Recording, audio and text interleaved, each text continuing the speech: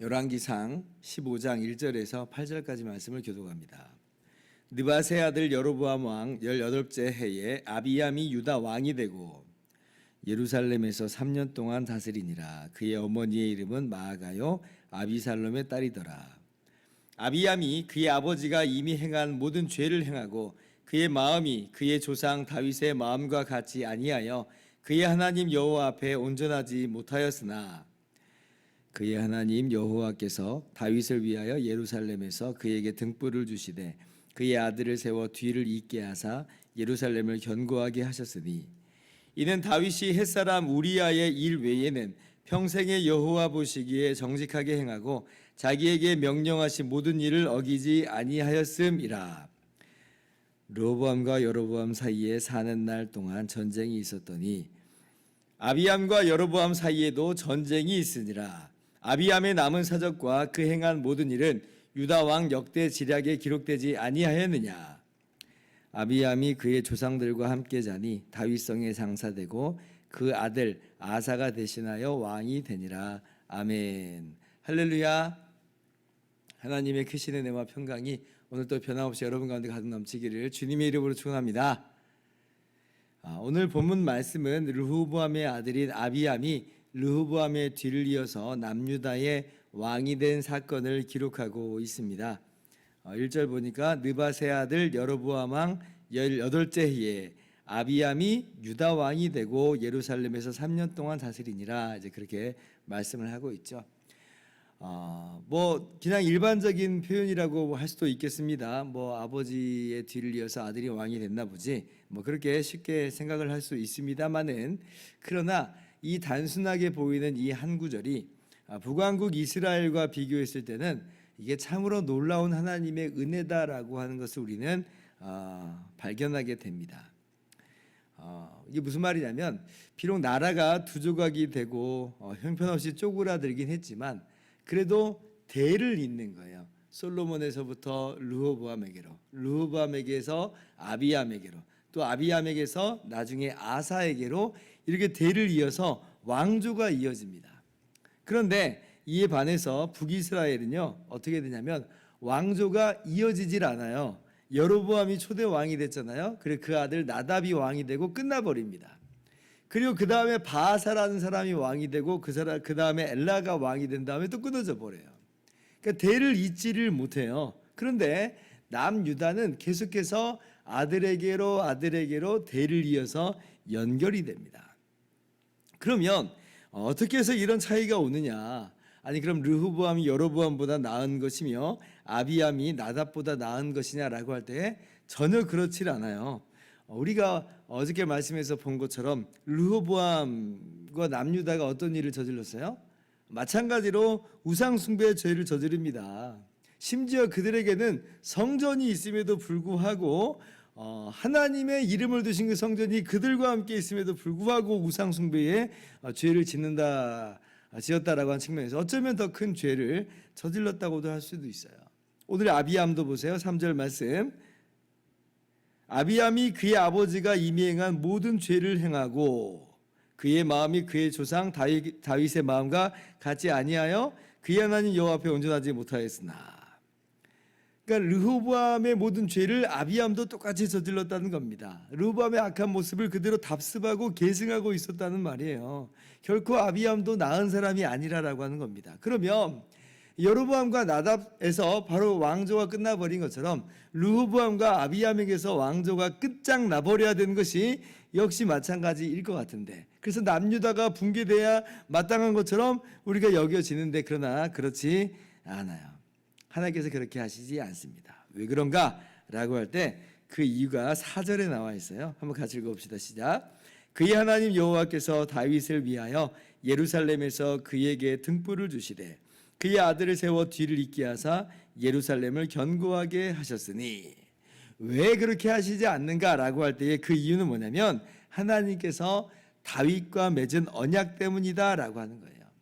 하나님께서 다윗에게 영원한 집을 세워주시겠다라고 약속을 하셨어요. 다윗의 씨가 하나님의 집을 세우고 그의 왕위가 영원히 견고하리라 라고 말씀하여 주셨어요. 다윗과 맺은 언약이 있어요. 장차 다윗과 같은, 아니 다윗이 저지른 죄악조차도 저지르지 않는 다윗보다 탁월한 다윗의 씨가 오실 것이에요. 바로 하나님께서 그 씨를 허락하심으로 말미암아 그렇게 다윗과 맺은 약속을 이루실 것인데, 근데 이제 솔로몬은 아니었죠. 그리고 르호보암도 아비암도 다 실패한 다윗의 후손이요 다윗의 씨들이에요. 그들은 약속된 그 다윗의 씨는 아닙니다. 그러나 그럴지라도 하나님은 하나님의 언약을 기억하시고 언젠가는 그 약속된 다윗의 씨를 주실 것이기 때문에 그래서 보존하신다는 겁니다. 그래서 보존하시는 거예요. 은혜죠. 물론 이제 나중에 남유다 왕국도 결국은 이제 더 이상 나라를 유지하지 못하고 망해버리는 일이 있게 됩니다만은, 그러나 하나님의 그 약속은 폐하해지지 않아요. 하나님의 그 약속은 계속 유지가 됩니다. 그리고 결국 어떻게 되냐면 다윗의 씨로 누가 오세요? 예수 그리스도께서 이 땅에 오세요. 하나님의 아들이신 예수님께서 친히 사람이 되어 오세요. 다윗의 씨로 그렇게 오시는 거예요. 그렇게 해서 왕이 되시고 나라를 세우시죠. 하나님의 나라를 세우시죠. 그리고 영원히 통치하십니다. 우리가 바로 그 왕의 통치를 받는 하나님의 나라의 백성이 되어버린 것이에요. 그러니까 언약에 신실하신 하나님의 약속 때문에 그래서 유다 나라가 지금 보존되고 있는 것이다.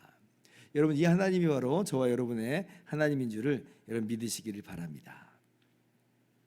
자, 그런데 이제 아비암은 그 약속된 하나님의 씨는 아니라 했습니다. 우상 숭배하고 범죄한 그러한 사람에 불과했죠. 그런데 이제 어떤 일이 있게 되냐면 7절에 보니까 이제 이 아비암과 여로보암 사이에도 전쟁이 있으니라 이렇게 한 구절이 기록되어 있잖아요. 근데 이때 하나님께서 아비암에게 참 큰 은혜를 베푸신 사건이 있어요. 오늘 말씀은 한 절로 끝나버리지만 역대기에 보면 좀 더 자세히 기록이 되어 있습니다. 13장에 그 내용이 나오는데요.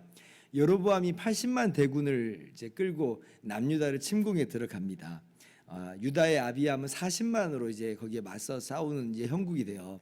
아마도 여로보암이 이때 이제 그 남유다를 쳐들어간 이유는 르호보암에게서 아비암에게로 정권이 이제 옮겨진 그런 나라가 이제 계승된 이제 그런 상황이잖아요. 그러니까 왕에서 왕위로 그렇게 계승되는 그때가 가장 약한 나라의 약한 고리와도 같은 그런 모습인데, 아마도 그래서 이제 기회다라고 생각을 했었던 것 같아요. 그래서 이참에 남유다를 정복하고 통일을 하자 이런 마음으로 대군을 끌고 들어간 것 같습니다. 남유다는 열세죠. 아무래도 뭐 나라도 작고 그리고 국민도 작고 군사도 더 작아요. 그리고 이제 여로보암이 복병까지 둡니다. 전략적으로도 굉장히 앞서 나가는 것이에요. 그러니까 그야말로 유다는 위기 상황에 빠지고 어쩌면 다윗의 집안은 망할 수밖에 없는 그러한 위기에 봉착한 것으로 보입니다. 그래서 이제 남유다가 그때 하나님께 부르짖죠. 그런데 어떤 일이 벌어지냐면 역대하 13장 15절 이하를 보니까 유다 사람이 소리 지르매, 유다 사람이 소리 지를 때에 하나님이 여로보암과 온 이스라엘을 아비야와 유다 앞에서 치시니 이스라엘 자손이 유다 앞에서 도망하는지라. 하나님께서 들으시고 하나님께서 여로보암과 온 이스라엘을 치세요. 그래서 북이스라엘 나라가 50만 명이 죽거나 다치는 그러한 완벽한 유다 나라의 대승이 있게 되는 것입니다. 하나님께서 이기게 하신 거죠. 아비암은 범죄한 사람에 불과하다 그랬어요. 르호보암이나 다를 바 없는 사람이라고 했습니다. 그러나 하나님께서 아비암과 유다를 보호하세요. 왜 그러세요? 하나님께서 언약을 지키시는 것이다 라고 하는 것입니다. 참 놀라운 하나님의 은혜예요. 그래서 이런 은혜를 이제 체험을 하면 아비암은 깨닫고, 야, 하나님께서 정말 참 하나님이시구나. 우리가 우상을 버리고 하나님만 섬겨야 되겠구나라고 이제 해야 될 텐데, 근데 이제 이 하나님은 신실하지만 인간은 참 연약하고 부패했다라고 하는 걸 여기서 깨닫는 게, 아비암이 그래서 하나님을 신실하게 섬겼다 돌아왔다 그런 내용은 없습니다. 오늘 말씀 속에서도 아비암을 한마디로 하나님 앞에서 악한 왕이었다라고 평가를 하잖아요. 참 인간의 연약함과 인간의 이 죄악의 모습을 우리가 볼 수 있는 거죠. 그러나 하나님은 참으로 신실하시다. 그래서 이제 아비암은 3년 동안 통치를 해요. 단명을 했다는 겁니다.